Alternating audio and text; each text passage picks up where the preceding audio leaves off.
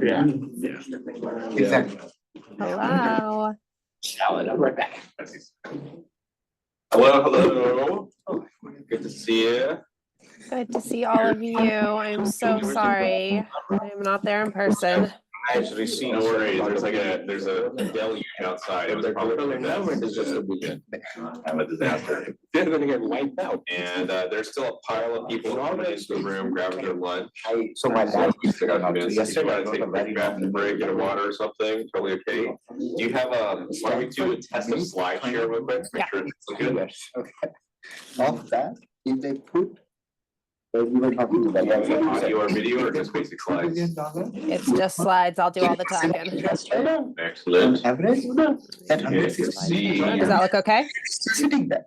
Yeah, go to presenter view or something. Okay, there we go, here we go. Yep, looking good, and your head is just above As it. a community, everybody needs to know. And you can't really see it, but you can see about half the room, there's another half the room you can't see. And more people are dialed in, and I see people online are logging in just now too. So I'm gonna suggest, let's give it maybe 1 or 2 minutes for people to kind of sit down, settle in, log in. And then I'll start by just asking you, Dr. Adler Milstein, so nice to meet you. Tell us a bit about yourself. Let's do a little bit more introduction, know you as a person, and then about 4 or 5 minutes in, then dive in and just take it away, anything you want to talk about. Perfect. Okay, that sounds good. And since I can't see the other half of the room, like if people raise their hands to ask questions and stuff, will you just Watching and interject as needed. Yeah, perfect. All right, so let's give it maybe 1 or 2 more minutes because some people are still piling in. You can still bring in more.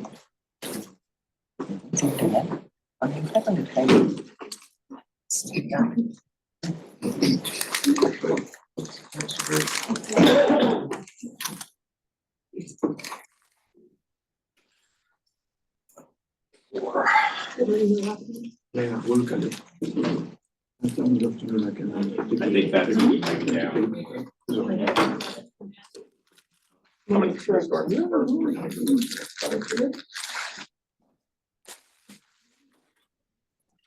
I sent my library.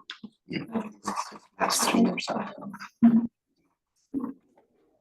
I think the majority are here now, so why don't we go ahead and get started, at least informally. I'm very privileged to be here with Professor Julie Adler Milstein, who we interface, learned a lot from directly and indirectly for many years, and I've certainly looked up to for many years. Before we dive in too deep on the exciting things you're leading right now, can you just tell us about yourself? Like, who are you? Where were you born? Where'd you grow up? Why'd you do this? You could have done something else. Could I have? I don't know. It's an interesting question, but I don't have a lot of other skills, to be honest. But thank you, first of all, for this opportunity. I'm really bummed not to be there in person today, and I hope maybe there's another day. Maybe I'll just come for the next seminar and be able to see you all, because it's such a great group that you have there. And I really, in some ways, as I built this new division, I was inspired by the fact that like you've had a thriving division that seems like has a really strong community there. But as you may be able to tell, I hope the end of the flu, and that plus the rain felt like enough friction to decide to do this virtually. So anyway, I was born and raised in San Francisco. I think I'm somewhat unusual in being a San Francisco native. But I then was too scared to venture far from home for college. So I actually did my undergrad at Stanford. And as it was raining today, I was remembering that my freshman year was an El Nino year. And there's people like boating through campus because like it was just massively flooded. So I hope that none of you are needing to require boats to get to my talk today. But it is bringing back some memories of an incredible undergrad experience at Stanford. I think perhaps like a turning point in my just sort of figuring out what I wanted to do with my life was an undergrad class I took from Phil Lee, who taught like a comparative national health systems class. And I was just fascinated by just how differently organized health systems were across the world, but also how shared the challenges were around sort of cost, quality, and access. So anyway, from there, I felt, I guess, a little bit braver and decided to move to the East Coast. And I worked at the Center for IT Leadership at Partners Healthcare, which at that point was a relatively small group that was led by David Bates and Blackford Middleton. Again, like really had no idea that they were such giants in the field. And I got to just have incredible access to just two, really smart thinkers who were at the time really trying to make the case to the country for the value of investing in, enterprise IT solutions. And so I was doing the research to build these cost benefit models showing like, well, what if everybody in the country adopted an electronic medical record? What if there was national interoperability? These concepts that seemed so far-fetched when we were doing this work. And then, I guess what I realized there was that I loved research, and that sort of research as a tool to like create new knowledge, I found was just like such a fun process. So that led me to decide to get a PhD, but I don't even think honestly, which is going to sound silly given who I just worked for, but I don't even know that I really knew of the field of biomedical informatics.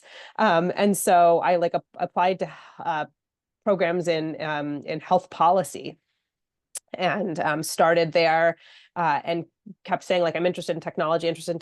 And people are like, well, that's not a health policy issue. It's either cost, quality, or access. So pick one of those three. And I kept being like, but I really am interested in technology. And I actually think technology impacts cost, quality, and access. And so we should be talking about this in health policy. And then things changed overnight when the HITECH Act passed. And all of a sudden, technology was a massive health policy issue. And I just then got to have the most fun period of a career, being trained and starting my own research at a time when this field of health IT policy was emerging. And so I think so much of how you find your way in life is a combination of working with smart people and luck. And I just feel like I had a little bit of both as I was sort of figuring out my path. And then there's sort of not been ever any looking back since. I still love to do research. And I still find that this intersection between technology and policy is fascinating. That being said, I do feel like over the past couple of years, I've had this next career inflection point where all of a sudden I'm doing much less of my own research and thinking a lot more about how do you build structures that help a big group of people do this work well. And I'll obviously talk more about that today as I've launched the division, but that's been sort of a weird turning point to feel a little bit sort of pulled away from my own research that I invested in so heavily for, almost 2 decades. And I've also feel like I've kind of come to the field of traditional clinical informatics because a lot of the big policymaking, happened now, well over a decade ago. But also just because I do think as new tools emerge, we still have to keep going back to the basics, right? How do we study how these tools are used, how they impact, decision making and outcomes. And so each time we sort of have the next breakthrough, it was first it was EHRs and interoperability, then it was telemedicine coming out of the COVID pandemic, and now it's AI. And this toolkit just keeps getting dusted off. But each time it's still fun because there's always new angles to think through. So again, I'll talk a bit about that today in terms of what we're doing with thinking about how to evaluate AI tools within our health system. So was that enough fun stuff? You can tell that I actually find my work fun. So when you ask me who I am, I just end up talking about that was all work. Okay. What do I do for fun? I mean, man, I feel like with 2 kids, I have a 5-year-old and a 13-year-old. So, mostly it's their lives and I'm just a glorified chauffeur. But I do love to swim. People keep telling me I should learn to swim in the bay. That feels also like maybe something I'm not quite ready for, but I swim in a lovely pool, and that is really my mental, escape, and have needed that, especially these last few weeks. So I do find that to be a real source of enjoyment. Well, excellent. Well, let's go ahead and dive in. This is a very novel, compelling new whole division that's been launched under you. I assume you'll talk about that and many other things. Please take it away. I'm sure we'll have follow-up discussion as we go. Right. Yeah. So, I mean, I am more than happy to take questions throughout. So please stop me ask questions, share your thoughts. It is really, I don't think, I will get many opportunities in my career to like build something new like this. And it's felt really challenging and scary, but also just like so exciting because I have like such a vision for how to build a new division of clinical informatics at this moment in time where, there's so much opportunity, I think, to bridge between the skill sets of clinical informatics and sort of producing research in a way that's directly valuable and actionable to a breadth of stakeholders. So the question I probably get asked like the most often is like didn't we have this already, or like why did we need this new division? And so I start with this slide, which is like a little bit of a an eyesore, but I was really trying to kind of organize all the things we had and to show that we did have this gap that the division was going to fill. And so many of you, I'm sure, know that we have the Baker Computational Health Sciences Institute that Atul Butte was recruited to come lead almost now a decade ago. And they do like incredible work around, data science and, precision medicine and sort of more computational health, which then led to this computational precision health program that is a doctoral program and recruited some faculty joint with UC Berkeley. So I sort of put that on the end of like biomedical research. Most of the questions they're asking are about, like questions that are fundamentally biomedical in nature, and had been very successful. And I think building up faculty who work in that area. I'm going to sort of talk around the division first. And then we obviously had researchers in like all of our different schools and departments who considered themselves informatics researchers in some form or flavor. So again, if you went to any clinical unit, you would find someone who was doing informatics work. They may be affiliated with Baker. They may just sort of be doing it on their own. Then we have our care delivery system, which is somewhat unique because we have UCSF Health, and then we also have shared faculty across our county hospital, Zuckerberg San Francisco General, and the VA. And each of those have like, different informatics and increasingly AI groups within them. Just as an example, within UCSF Health, we have named like a chief health AI officer. And there's a fairly large group that calls itself the UCSF Health Informatics Group. Those are mostly our like associate CMIOs who have health system roles to figure out how to, run various aspects of clinical systems in their areas. So there was like, I'd say a lot of activity there, but like didn't have a real academic focus. And I remember our CMIO said to us at one point, he's like, on a good day, like thinking about research might be third on my agenda, right? So like just sort of emblematic that their roles aren't structured to really advance research. I have to say that I feel like your group at Stanford has been like incredible at sort of figuring out, I think, how to turn those roles into like more academic roles with research outputs. But that wasn't as true, I think, here. Those folks didn't tend to sort of be as academically oriented. And then we had, obviously our whole education mission, and specifically within that, that we had our clinical informatics fellowship that when it was started was in hospital medicine because we sort of needed a home for it and we didn't have a department or division that could house it. And so I think that fellowship in particular had always sort of been looking for a home that might feel more natural for it. So sort of when you put all those pieces together, I think the thing that felt like it was missing was a group that was focused more on applied clinical informatics research. And the people who were doing that work, especially in those divisions and departments, didn't really feel like they had a home. And like, a lot of us would go to Baker, but like, once, genes and molecules started coming up, like my eyes might glaze over. I was like, it just felt a little too far from what I did to feel as relevant. And so, that for my mind was really the vision, is that like, if, the unit that you are thinking of is from like a human up, where do you go to find your people in your research community? So I think that, plus the fact that at that point, the research center that I built had become like relatively, big and was sort of outgrowing its home, which also happened to be in the Division of Hospital Medicine. And then our clinical informatics fellowship looking for a home. And then we also had like a large grant for a coordinating center for diagnostic excellence from the Gordon and Betty Moore Foundation, again, that also sort of, needed a home, and they had some interest in that being a more informatics oriented home. So it was sort of this confluence of factors and pieces that felt like, well, maybe now is the right time to launch this division.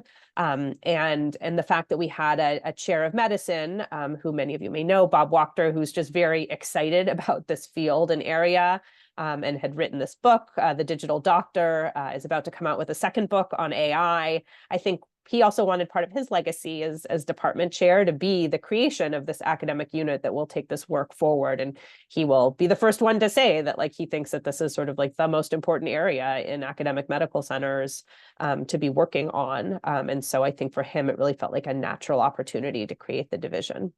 So that's sort of a bit of the landscape and how this opportunity even came about. I can just pause for a minute and see if there are any questions about just how things are organized at UCSF around informatics or these related areas or fields.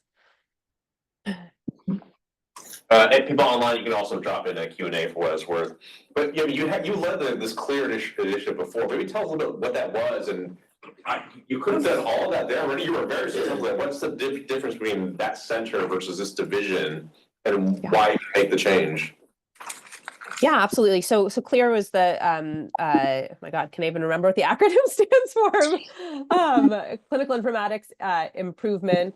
Oh my God, there's another I in there. Research Center. And that, when I came to UCSF, it was, again, because there was like sort of no organization around the applied informatics work, the ability to create a center allowed, some sort of faculty to come together. But I felt like the center had to be really tightly focused on a set of research that was very common among the small number of faculty.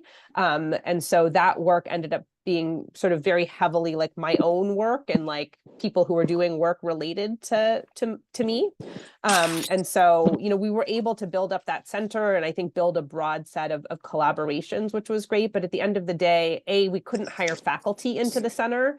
And we couldn't hire faculty that I thought were doing like the breadth of interesting informatics research that you would want in like a division or a department, because it would be someone who's doing, well, some of our recent hires, for example, like we just hired someone who does really interesting work around sort of the use of wearables and like diagnostics.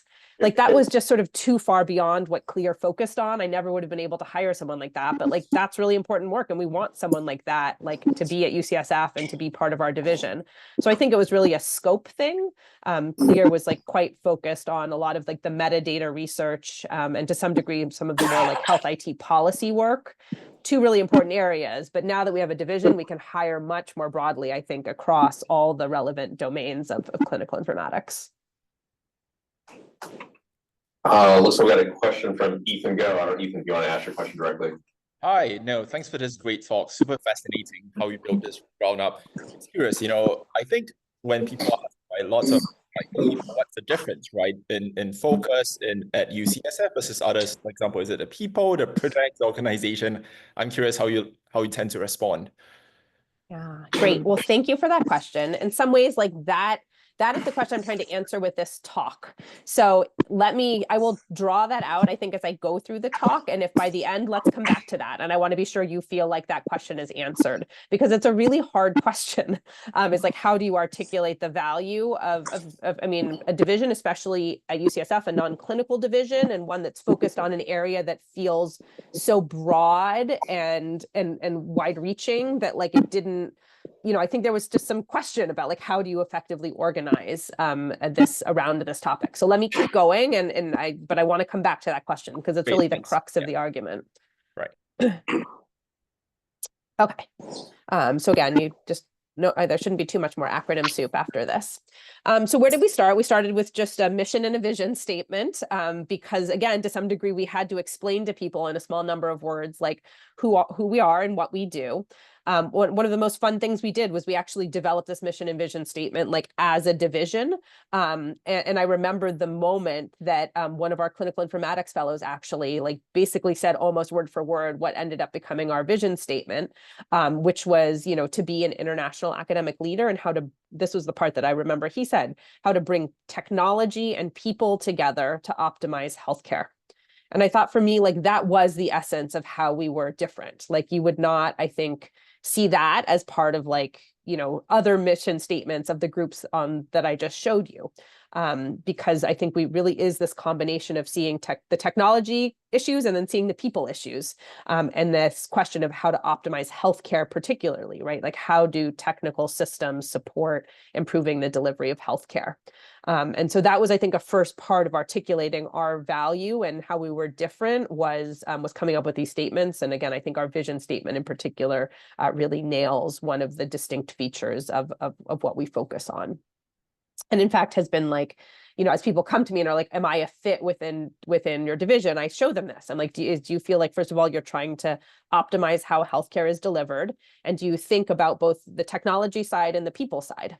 And if you're someone who's like, sort of just using data to develop models, super important, right? But like, you're not thinking as much then about the people issues, right? You need to be a little bit further downstream as once I have a model, am I interested in the science of how to get that integrated into a real world setting and how to study its impact in real world care? If you're interested in that part too, you're a good fit for our division. But if you're really just thinking sort of more upstream, just, sort of working with on the data side of things, then you're probably going to fit better elsewhere at UCSF.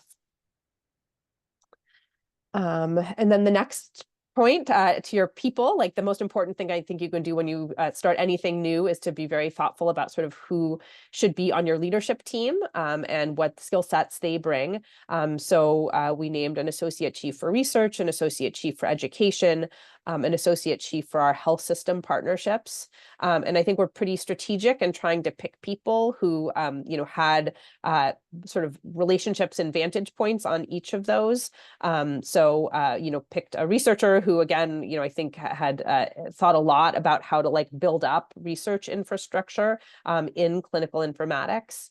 And then our associate chief for education was already the director of our clinical informatics fellowship, but this role gave him an opportunity to think about developing education and training programs more broadly beyond the clinical informatics fellowship. So we are thinking about, right, should we start a master's program? Should we start a PhD program? Should we even just, we were emailing today about starting like a program for high school students. So like a lot of interesting issues to figure out around expanding education and training. And then Sarah Murray is our Chief Health AI Officer. And so again, we were very strategic because we knew that a big opportunity to partner with the health system would be around AI. And so by her serving this dual role of helping us think through how to partner with the health system as a division, but then also knowing that she's very centrally positioned specifically around the AI issues within the health system allows us to grow that partnership in a way that I hope will, be something that's a big part of what the division moves forward with. And again, I'll talk more about that later in the talk. And then we have our division manager and someone who is thinking about how to build up our data and analytics infrastructure, because a lot of people are coming to us with ideas for how to move their research forward. And a lot of times what we need to be able to help them quickly figure out is like, is this a viable research idea? Like, do we have the data to answer this question? What might that look like? So having that data and analytics core, I always talk about time to research viability. I want to like minimize time to research viability. If you have a great idea, ideally the next day, you will know if that's an idea you should keep pulling on or if it's something that is going to be challenging to move forward. So at the end of our first year, we had 12 faculty in the division with primary appointments. So many of those were people who sat in other places and moved over into this division because really it should have been their primary home all along had it existed. And so that was, I think, sort of the initial growth. And then we hired 3 new faculty in our search last year. So I think that's what got us from 9 to 12. And the ability to search and bring in new faculty, I think, was just so key to show the value of the division, because we were able to bring in, as I said, this faculty that worked in a broader set of areas and, people for whom UCSF had just not had faculty with that type of expertise before. One of the really fun things that has happened that I did not expect was having now other groups at UCSF. First, it was the Department of Neurosurgery that came to us and they were like, we want to hire an informatics faculty member, but we haven't done it because we don't want that person to like not have a community around them. And so they're like, could you hire that person? We'll put up the package for them. And then basically they'll have a secondary appointment in neurosurgery. And we were like, yes, that's like our dream, is to be able to grow in that way. And so one of those 3 faculty that we hired came through that search and is now sort of primary in our division, but with building this very strong tie to neurosurgery. And then, a couple months later, the School of Dentistry came to us and they're like, we want to hire an informatics faculty member. Like we heard that this, had happened. Could you do that for us? So we're actually about to release like another faculty. It will be through our main faculty search, but sort of like a special emphasis call for anyone, for a faculty member that works in the dental informatics space. So I'm like really excited about this way to grow because it sort of takes advantage of resources that exist more broadly in the university to hire faculty, and allows us to start to like bridge to these other divisions, departments, and schools who want to grow in informatics, but sort of don't want these people to be isolated. So I think we can build a pretty broad and diverse set of faculty through this joint hiring. So that part has been sort of an unexpected benefit. So again, Ethan, I hope you can see how I'm sort of trying to answer your question piece by piece, but I think this has been one of the areas of value that we've been able to provide. We also have given 40 faculty secondary appointments. Those are dry appointments. It's really just signaling that they are, a part of our community, that this is part of their identity. They can use it when they, in their little email signatures. But again, they come to all of our meetings, are invited to, like kind of for all of our speaker series. So for your sort of clinician informatics researcher, we are the like informatics part of that work. But that way they can stay tied usually to their home clinical area, but have a place for their research to come and get sort of support, meet colleagues, et cetera. And then we have our clinical informatics fellows and our staff. So sort of by the end of the first year, we were like I think now we're even larger than this, but, we were at around 75 people, which was, bigger than I had expected, but I think like a real signal of the fact that so much of this work was looking for a home. And so this did provide that sort of community building place for faculty who looked sort of different in terms of, whether they saw this as their primary home versus a secondary home.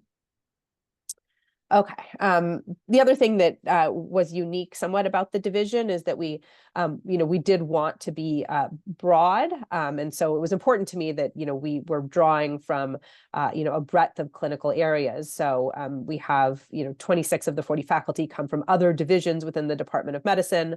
And as I mentioned at the start, we have, faculty who are based not just at UCSF, but at our county hospital, ZSFG, and the VA. And so 39% of those with the secondary appointments are actually based at either ZSFG or the VA. So we've been able to bring together faculty from across the campuses. I think geriatrics is the only other division that has that 3-campus model. And so again, I think it's another area where providing value, because otherwise it's very hard to bump into that informatics researcher who's based at the VA or at ZSFG. Again, I feel like at Stanford, you've created some of that, same synergy, at least with the VA. And so, I think that's something that we were really trying to work hard to do too.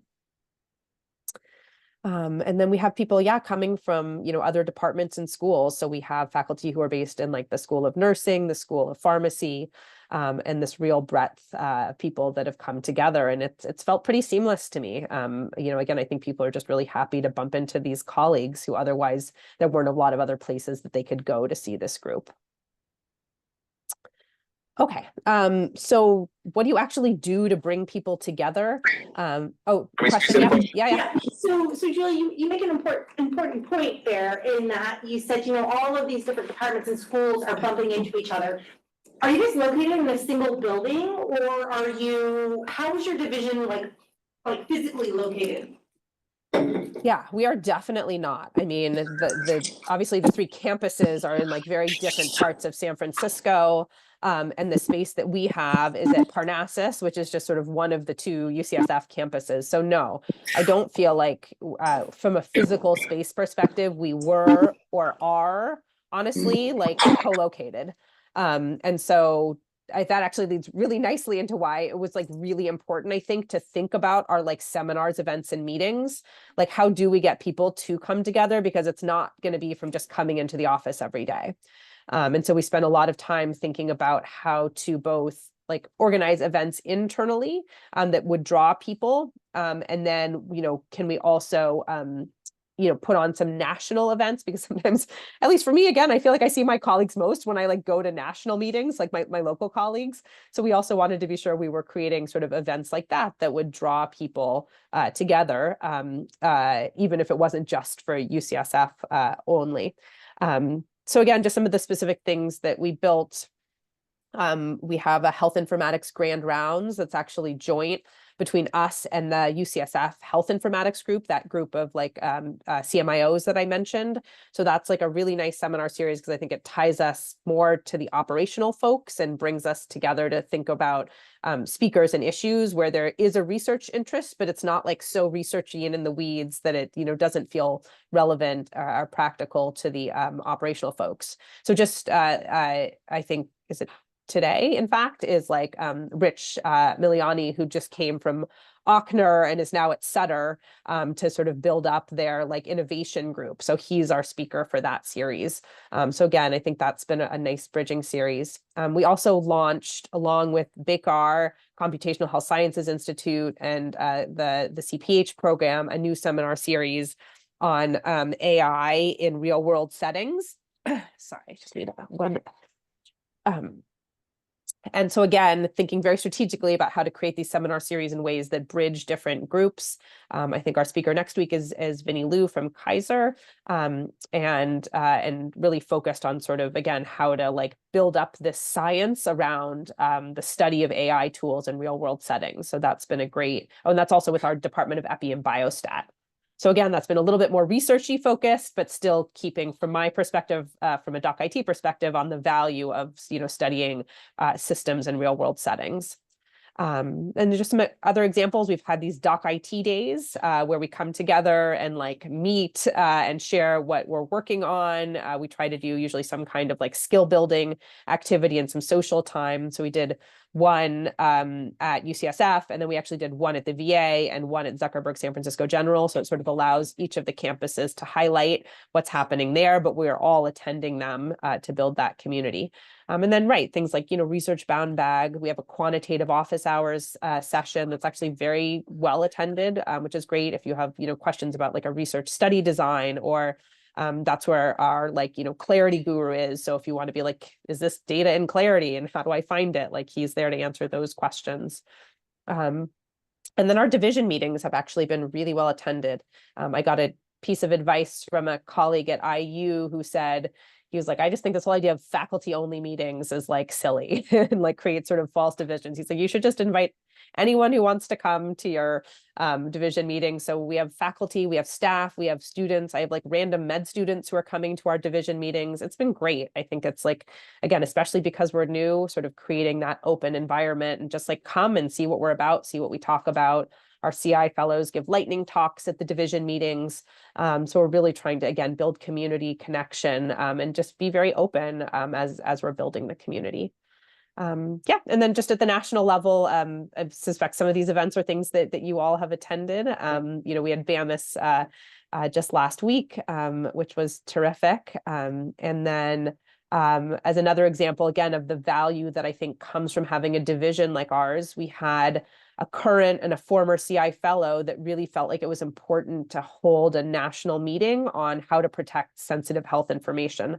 And so in the fall, they came to us and they were like, we want to organize this national meeting. Can the division like help us do that? And we said, absolutely. And we actually ended up having the head of the Office of Civil Rights within HHS come and like give the keynote address for that talk. And just got an incredible set of discussions with different stakeholders who are sort of at the forefront. So like Planned Parenthood and OCHIN, and anyway, all these super interesting presentations on like real world strategies for how to protect health information, some of the legal, some of the technical. So again, that's as when people say, what is the value of your division? I'm like, we are able to put on events like this and really get some, incredible speakers to come together and move us forward on a, very timely informatics focused topic. Okay, so I'll just keep going there, but if, many of these we try to open more generally. So if you see anything on this list, that you want to be a part of, we really want to build community more broadly. Okay, how does your division manage funding and costs? Okay, yes. I mean, right. At the end of the day, all these things are about money, right? You have to have a sustainability model. And so at the start, we were given funding to build the division. And I think over time, we will be sustainable if, yes, we're successful in getting grants, because we will get some indirect cost recovery, though honestly that's quite small. Like that will not really sustain our division over time. But it's a way that you create value for the university. So if they can see that our faculty are like regularly getting grants, I think that is something that even if money gets tight from an operating budget perspective, like I feel confident that we will be able to get support in the long run. Being within the Department of Medicine helps because we are surrounded by clinical divisions with clinical revenue. And so, oh. And Tina wanted to jump in. I mean, this is a clear dynamic area we'll discuss, but you get Right, it. and so for your grant writing activities, how are you supporting your faculty in that? Do you have like staff that help with grant writing? Do you have workshops? Can you talk a little, because it's fundamental, of course, to what we're doing. So I'd love to hear how you guys are navigating that. Yeah, absolutely. That's coming up on a future slide. So I might just wait because I feel like it's somehow easier to see it maybe visually. But like the short answer is yes. Like I want my faculty to focus on the parts of the grants that only they can do as the scientists. And so we have very robust pre and post award support, like people who will do, like all the budget stuff and, draft your F&A page. And so we've tried to create an environment so that our faculty can write as many grants as possible, and really focus on the scientific part of that exercise. And yeah, so I'll talk, we have like we call it like our research services team, but that's really what they are built to do. So maybe I'll just say one more thing on the broader like money question. So yes, I mean, I think we will live and die on our grants, which is scary, especially in times like these. So I think, my job as division chief is to like try to help people get grants, to attract sort of diverse funding sources for those grants. So building relationships with foundations, philanthropic support. So I'm spending a lot of my time trying to, sort of attract philanthropic support. Again, it feels like, it's, if you thought grants were hard to get, I feel like donors can feel just as squirrely, if not squirrelier, but we've had some luck there. And a lot of the AI work that we're doing, was supported by a donor. And so my hope is that that's something that will continue. And I think the other is sort of aligning with the health system. And if we can really show that we can integrate in and provide value to them, which honestly they're skeptical about, and they've been told that many times before, like this academic group is going to come and help you like figure out how to run a health system. So I think we have an uphill battle to fight there, but we have a new health system CEO who used to be a CIO, and I think has sort of given us a new opportunity to approach that discussion and to show that we can be of value to the health system. And that might be another way to attract some support. Again, that could come in different forms, like whether that's for research or whether that's sort of some covered time for faculty who support the health system, but also can do so in a way that creates some room for the research and scholarship. So I think, that's, again, we've sort of started that journey, but I don't know for sure how it will all play out. But I think my bet is that, if we bring together a group of faculty who are successful researchers, and some of whom are really embedded in the health system, that combination will be something that over time, will be something that the enterprise wants to sustain. I think the bigger question is like, do we start to combine with other groups and form a more traditional department of biomedical informatics? And I know there, you've sort of also experimented with how to slice and dice this field and, what is the optimal configuration? And I think we're also just trying to figure that out. So right now we have a division and an institute, and there could be a next leader who says let's mush these together and, create a bigger entity, or we may just stay in this sort of more split up but coordinated world. And at the end of the day, sometimes money is the thing that dictates those decisions. So we'll have to see how it all plays out. But that's at least the current state of things. I'm in a little bit of a honeymoon period because we have some startup funding, but I feel comfortable that we have a pathway to sustainability through this sort of more diverse portfolio. It's not 100% just relying on grants. And so, that's, yeah. Can we ask? The answer. Yeah. Can we ask the startup, is that Bob Proctor basically as part of medicine, or is it more beyond that? Who has the interest in making this thing be a thing? Yeah, so it is not only Department of Medicine funds. There was support from School of Medicine. There was actually support from the Chancellor, and there was support from the health system. So again, I think that's why I feel at the start, there was at least willingness for each of those groups to say, we should start this thing and see where the value is. So I would have felt, I think, more nervous, honestly, if it was just a Department of Medicine thing, because then it's so dependent on one person, and this is almost like a pet project, for them. I don't think that's a great way to build something sustainable, or would have been at least harder. But I think from the start, there was sort of broad interest and support and a vision of the value of the division. But now we have to prove all of those stakeholders right. And so that's, for me, that's what keeps me up at night. Okay. Great, yeah, keep going. I think you're going to answer questions that come up anyhow. So keep going. Yeah, no, but it's fine. Keep asking your questions, and I'll, if it's, yeah. Sort of. All right. So, okay. So now, Tina, I think this is going to get a bit into your question about sort of how are we structured and how do we support our faculty. So again, there's going to be a few more acronyms here, but hopefully you'll be able to follow them. Okay, so this is the structure of the division, basically.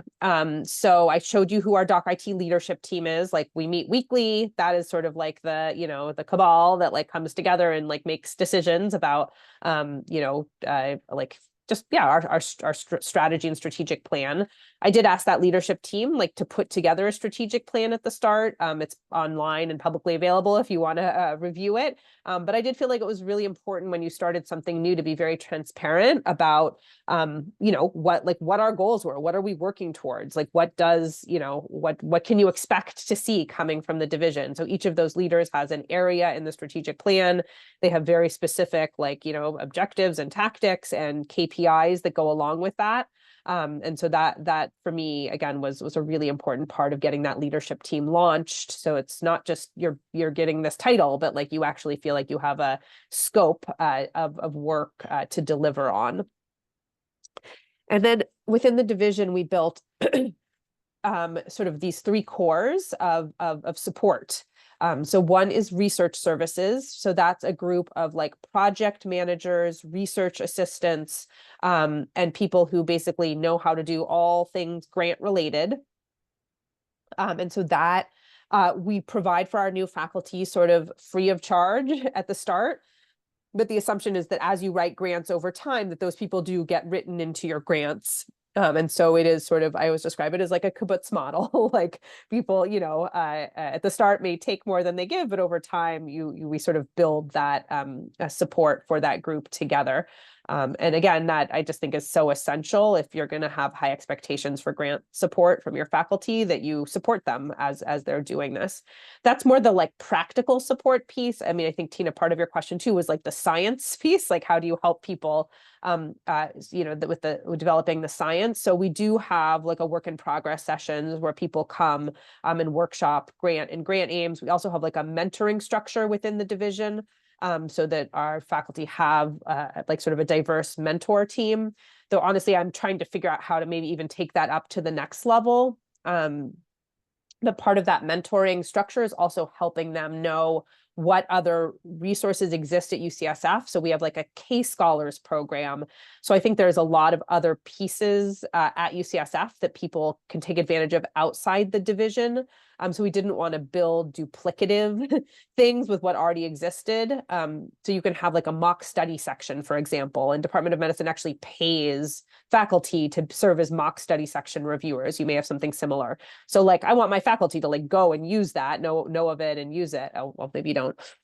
Happy to tell you about it. I think it's great. I actually love, being like, whenever I'm asked to do it, I do it because it's such like a fun opportunity, I think, to kind of give feedback in like a structured way that really mimics like what, so we fill out the whole score sheet like you would get in a study section, and we meet, and then you hear the 3 reviewers discuss the grant in front of the candidate, which is like a little awkward, but again, I think in the spirit of learning is very beneficial.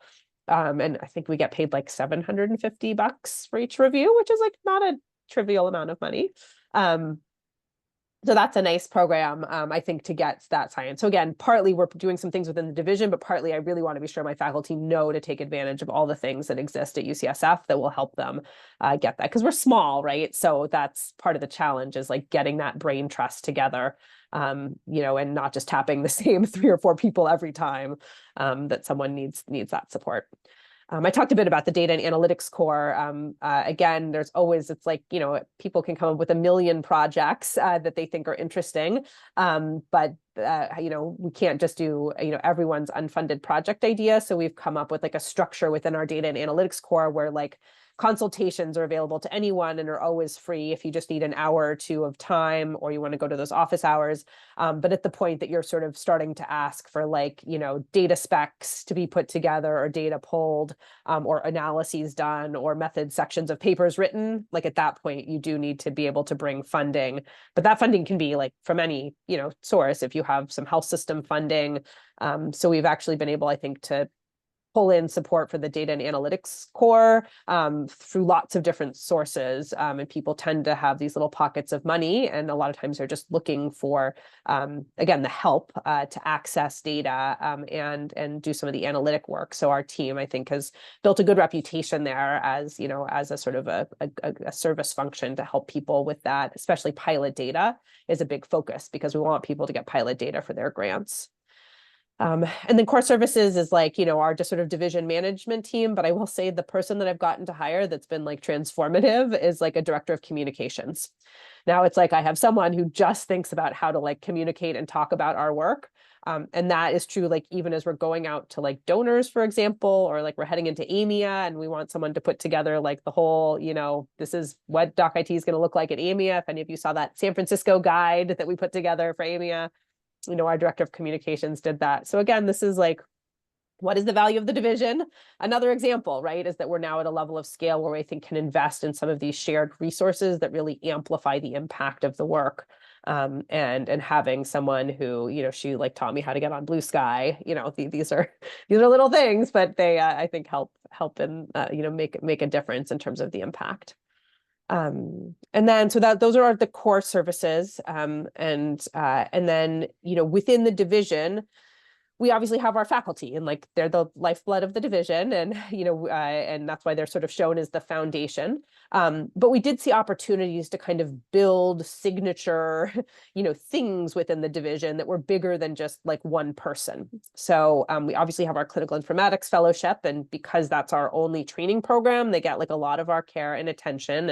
And I hope that the fellows would say that like since the division exists, they feel like they are getting more than they got before, when they were like in a division that didn't directly relate to clinical informatics. So we try to identify lots of opportunities, like putting on that conference, right, that our fellows wanted to organize, where they get to really maximize their experience in the fellowship. And then my center, here now I can see it written out and remind myself what the heck it even stood for.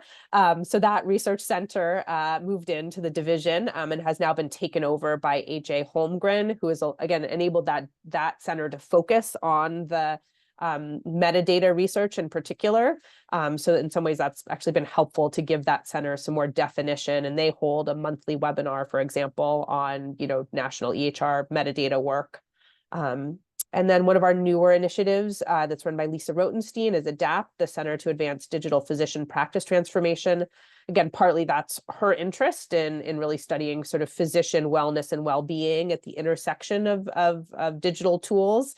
But again, has been successful in attracting some support to build that center. And part of that is having a home in the division so that we can amplify the work.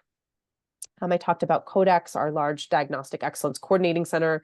That is actually a nationally focused initiative. But again, I think benefits from being in the division, especially around some of the AI work that they're doing. That's run by Sumant Ranji, who is sort of a patient safety expert and has pulled in several division faculty to help him sort of run different parts of the coordinating center. And last but not least, and where I'm really going to spend the rest of my time today, is this partnership with UCSF Health. And at the start, again, I'd been sort of given this entree from our CEO to say, like, you know, we want to partner with the division. And I spent about a year going around trying to figure out, like, how do we do that? Like, what skills do we actually bring to the table as a division? And how can we help you do that? Again, given that they have like this group of associate CMIOs. And I mean, it wasn't like they didn't have, you know, people who understood clinical informatics. And I kept being like, I guess we could evaluate that thing you're doing, but it doesn't actually seem like you need us to evaluate that. It felt very academic. So I struggled for a bit, I think, to really see where the opportunity was to add value to the health system. And then I think this like beautiful moment came together where UCSF Health decided that their goal was really to get to enterprise scale AI. So how do we evaluate, you know, tools across a range of different areas, but then like quickly figure out if those tools are working and then know which ones to scale. And so that happened at the same time that I had met this donor who was sort of interested in this AI space. And I said, like, we have an opportunity, I think, to build like a monitoring platform and program that will help us figure out how to monitor all these AI tools that are going to be used in our health system. And again, this is not unique. Many like health systems, I think, are thinking about AI monitoring. But I said, you know, with support, I think it'll allow us to like build a dedicated team and to do this work in a deep way. And so much of the monitoring work is like thinking about like measures and study design and like, again, things that I felt like, oh yes, this is things that we uniquely know how to do as a group. Like, oh, you want to measure how much time clinicians are spending on, you know, documentation? Yep, that is what we do. And like, that's actually been our specialty for many years. So it was sort of this click that really fit in where all of a sudden, you know, the need to do AI monitoring and the skill set that we brought as a division like was a really good fit. And then we were able to get some support to launch this impact monitoring platform piece. And then sort of another piece of that was like all the researchers who were coming to say like, oh, well, we want to study this aspect of AI Scribe, you know, tool implementation or Chat GPT for inbox. And like there was no organizing structure around these research requests that were touching the health system. So it allowed us to also stand up this like governance group that now has an intake process for any time a researcher wants to study an AI tool and they need to know how to do that or like how to get the data artifacts that will allow them to do that. We now sort of coordinate that piece as well. So let me just finish with just a bit of a deep dive on impact. Let me just make sure. Yeah, I think we have, yeah, I'm just going to finish up here so that we have time for a few more questions. So as I said, like impact, you know, is this joint initiative between UCSF Health, our health system leads on AI, who's Sarah Murray, our Chief Health AI Officer, who I mentioned, and then her whole team that sits within the health system, and then our division and research community. And my goal is that we are going to both deliver like a real solution to the health system. This will be like a monitoring platform for our AI tools, which right now there's not that many that exist at enterprise scale, but this time next year we may have 10 or 20. So we need to develop a scalable solution. And at the same time, we want to identify within that research opportunities for our faculty. We have a lot of faculty who are interested in studying different aspects of AI monitoring. And so we want that science to come together and feed into what we're building within Impact.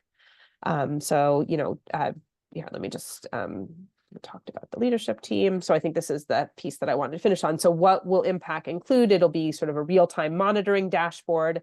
So we're spending a lot of time thinking about the measures, the stakeholders, you know, who needs to see what for these different tools, a data integration layer, an AI model repository with governance and compliance. So again, even just keeping track of sort of the versioning of these tools and what they do. The reporting and analytics piece, so we understand like what we need to monitor in real time, and what is going to be sort of more of a like research output that could feed into different research studies.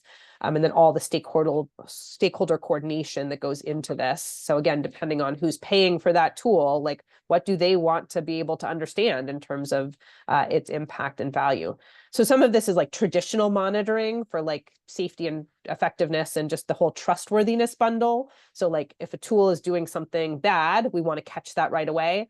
But the other big part of what we're building is actually like demonstrating the value of AI tools back to the stakeholders. We don't have to do that in real time, right? Like no stakeholder wants to know in real time, right? Like did the value change from yesterday? So we're thinking about that in a very different way. That's where we're developing sort of the dashboard piece and working with the different stakeholders to understand what are the metrics of value that they want measured. So sort of anything measurement and value related is now falling within impact and allowing our team, I think, to do some really interesting work. Some of it just has to be done quickly without the scientific approach, but there's some of it. So for example, like measuring cognitive burden, right? We keep hearing these tools are very helpful because they're reducing cognitive burden, and our stakeholders want to know that. Like if that's true, like how do you measure that and show that to us? And we're like, that's actually a scientific question, and we can't deliver that tomorrow. But we think that that's something that we can work on in what we call a Horizon 2 measure. And so we're trying to then create some of like the support for the science that will go into creating a robust measure of cognitive burden. Okay, so let me just, so I talked a little bit about this again, as we identify opportunities. Horizon 1 is just like the things we need to do for the health system tomorrow, and we just do those, even if the science isn't amazing, we just use what's best available today. But then we identify some of these Horizon 2 and Horizon 3 opportunities, and then are going to create some funding opportunities, as well as partner to try to support our writing grants around these, but again, all within this like impact program.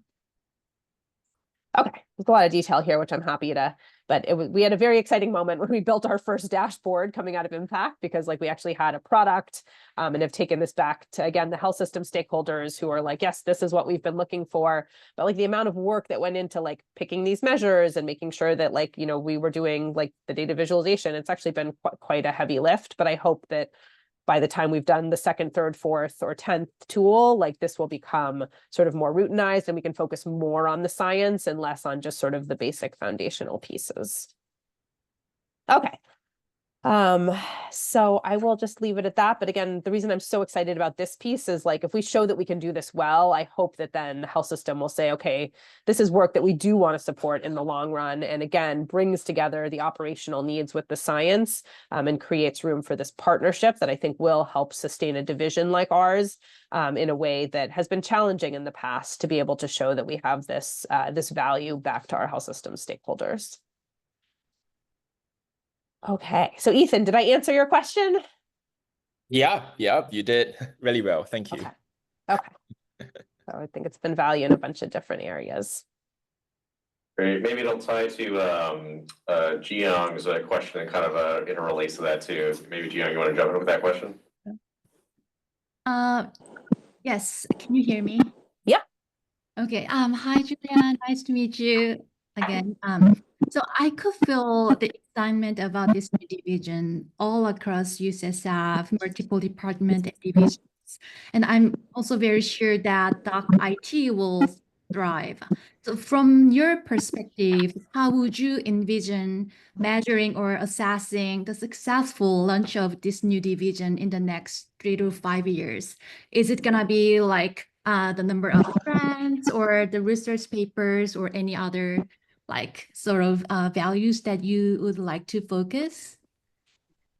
Yeah, I don't think there is like one measure of success. And again, part of the reason we did a strategic plan that has KPIs is that like we do have measures, and in our research area, we do have measures like you just described, sort of grants and papers and citations, and, which are all proxies for basically like, are you doing good science and are you getting, support for that? But in each of our other domains, we actually have measures of success, so for our training and education programs, like I want to actually have built out collaborations with EpiBiostat to like start a track around, clinical informatics, within our master's program. So we've tried to very explicitly set sort of 5-year success criteria and be able to work towards those. But it's really, I'd say, like a combination of metrics across all the different domains in which we are trying to work. But at the end of the day, right, it's like that our faculty are happy and successful and are able to get support for the work we do. Like that will be the foundational measure of success at 5 years, is sort of whether we feel like we've built a productive thing in which people like want to come and because it helps them do their work better, and that we have a model for financial sustainability. We're approaching the hour, but maybe we can squeeze in 1 or 2 more. Anybody in the room? I have something that nobody else says. Sounds great stuff all along. And I mentioned when you have the last word, take whenever you need to, but I just want to go back on something to talk about. Very my question, why the Department of Medicine? Does something like this even belong in a Department of Medicine or anywhere else? Yeah, I mean, that's really just the Bob Wachter factor. Like, I think if like the chair of surgery had decided, that they wanted, I mean, so I think that is really just sort of being at UCSF in an era in which we have a chair of medicine who really believes that this is an important investment to make. I don't think there was not like a logical decision of which department we should put this in, and then the conclusion was Department of Medicine. Maybe a similar thread that, so where is the NIH even the right place to support this kind of work? Or like you have to go to the health system, and where is our home? I think we have a lot of common interests, and it sometimes feels awkward where we belong, and maybe we don't belong anywhere. Yeah, I think it's the crux of this field is that we are broad and we have lots of opportunity because of that. Like it's good and bad, but also like there isn't that one place that you go. And so we have investigators who are applying to also NSF and, all over the place. So I think we have to learn to be broad in how we frame the value of what we do. And I think that can be hard then. Like when I review an NSF grant, I'm like, oh, I don't know NSF that well. Like, so I think there's good and bad. Maybe it's great though, and I think you're seeing it even with all the people stakeholders you would identify, but because of this breadth, a lot of people really care about what you're doing in multiple different directions. This might be a sort of side question. We've struggled with this at Beamer before. You said you got your best hire was your director of communications. And I can believe that's true. How do you know that's true? And how do you do that well? Because I don't know that we really know how to do that here. Unless anybody disputes. Well, never mind. It's a longer story there. Yeah. Pillars of communication. Here's not one of them. Okay. Yeah, I mean, I will say that like, again, I'm like, as you can tell, probably a very metrics driven person. So I was like, you tell me how communications people know if they're doing their job well. And so then like she came back to me and was like, these are the measures. And I mean, maybe they're, I was strict, but like, they made sense to me, like in terms of, and so she brings me back like reports, like every quarter. So I can like see where we've put things, see who's engaged with them. So, it's, again, it's not perfect, but like I can see that we're getting engagement and traction that we didn't have before. And so for me, that gives me confidence that it's not just like, smoke and mirrors. But this is a person who works for Doc IT. It's not like a medicine person who does this for you while they're at it or something, or. No, this is a dedicated Doc IT person who just does it for Doc IT. And I think like, partly I've asked her to like advocate for attention to our stuff at higher levels of the organization. And again, this is partly luck, but she actually came from UDAR. She came from our development group. So she has very strong relationships there, which again, if you can pull that off is great because she understands how comms works within the development world. And I think that's been a huge help for us. Yeah, I kind of want to ask more about that. There not be too much trade secrets, but we're past the hour. Thank you so much, Professor Adler Milstein. If you'd like to get the final word, but we will see you, and we will see you again in person at the next time. I hope so. Thanks so much. I love the questions. Be in touch anytime. All right, fantastic. Thanks everyone for catching us soon. See you next week. Take care, Julia. See ya. Bye. Thanks.